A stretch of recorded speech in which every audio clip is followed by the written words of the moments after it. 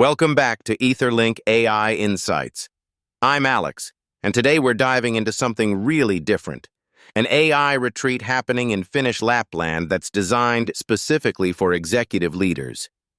It's called the AI MindQuest, and honestly, when I first heard about it, I thought, why would you take AI training into the wilderness? So Sam, help me understand. What's the idea behind mixing nature, leadership, mentorship, and AI strategy all in one program? Great question, Alex. Here's the thing. Traditional AI training has a massive blind spot. Mackenzie's data shows 72% of executives know AI is critical, but only 34% actually have effective adoption strategies. That's a huge gap, and it's not because they lack technical knowledge. It's because they're learning AI in sterile conference rooms using frameworks that don't challenge how they think about leadership itself. Nature-based learning actually changes that. So you're saying it's not about learning Python or neural networks, it's about mindset shift? That's interesting because typically when we talk about AI training, we're thinking certifications, online courses, that sort of thing. Exactly. Forrester research shows 58% of organizations struggle with AI governance and change management, not implementation. And Gartner predicts that by 2026, companies automating workflows with AI will outpace competitors by 40% in revenue growth.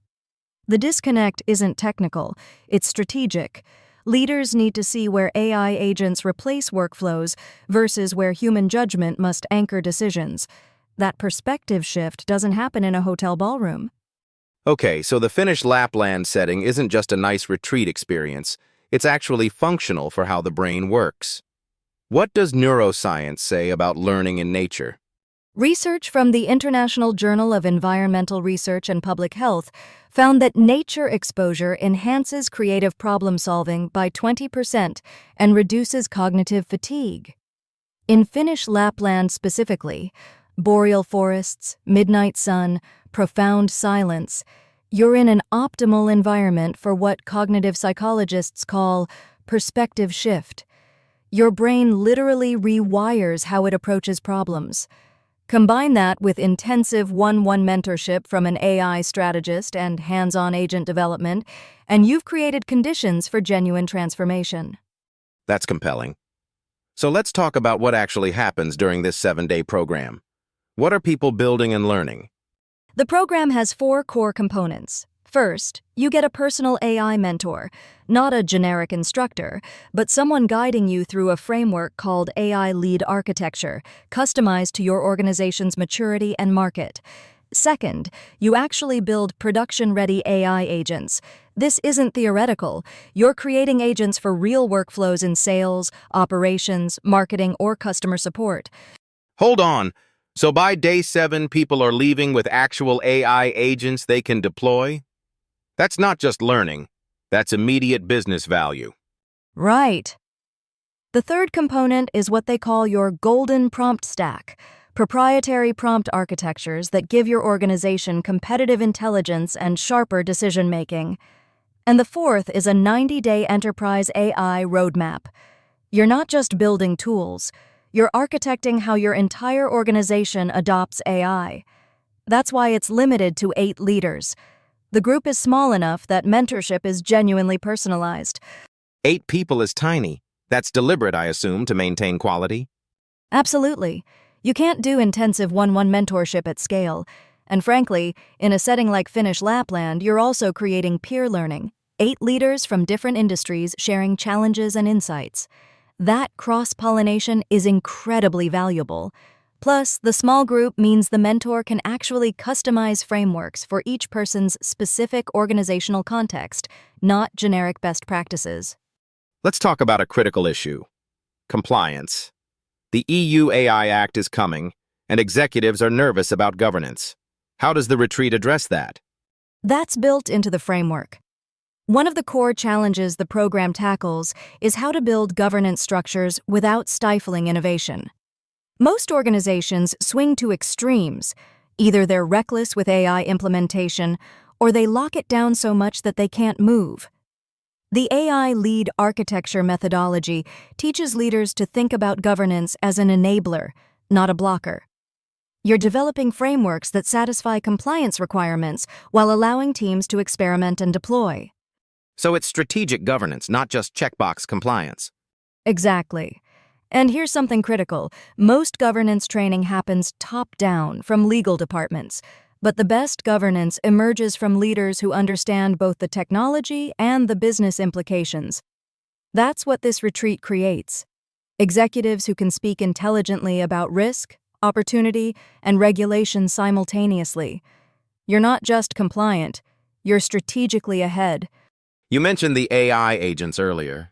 Can you give us a concrete example of what someone might build during the week? Sure. Imagine a VP of sales who walks in knowing that her sales team is drowning in email and customer research.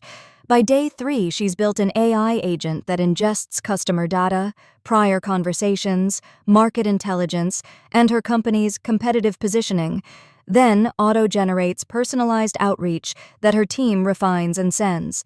It's not replacing salespeople, it's giving them 10 hours back per week. That agent becomes operational before she flies home, and she understands exactly how it works, its limitations, where human judgment matters most, because she built it herself. So there's a fundamental difference between being trained on AI tools versus actually building and owning an AI tool. Night and day. Once you've built something with your own hands, you understand its potential and its constraints viscerally, not theoretically. You can lead your organization with confidence instead of deferring to AI experts. That builds psychological ownership, which is essential for cultural transformation. We've talked about what happens during the retreat, but what about after? Is there follow-up support? The 90-day roadmap they develop isn't aspirational, it's a living document with checkpoints.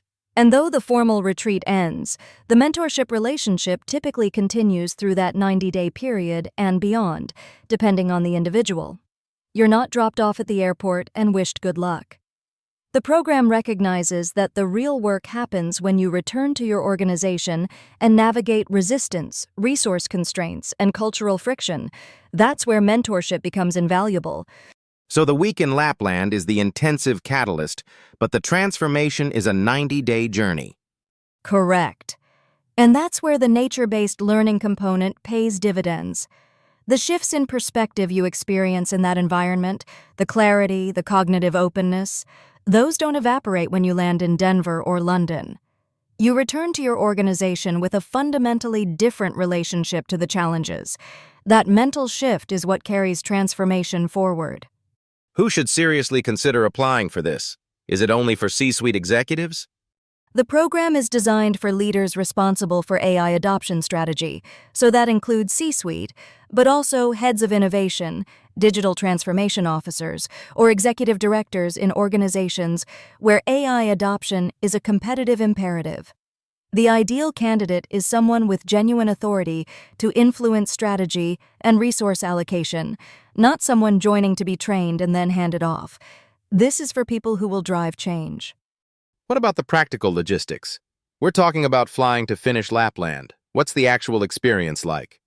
The retreat is based at Taiga School Eco Hotel in Kuusamo. It's not a luxury resort, but it's thoughtfully designed. You're comfortable but immersed in wilderness.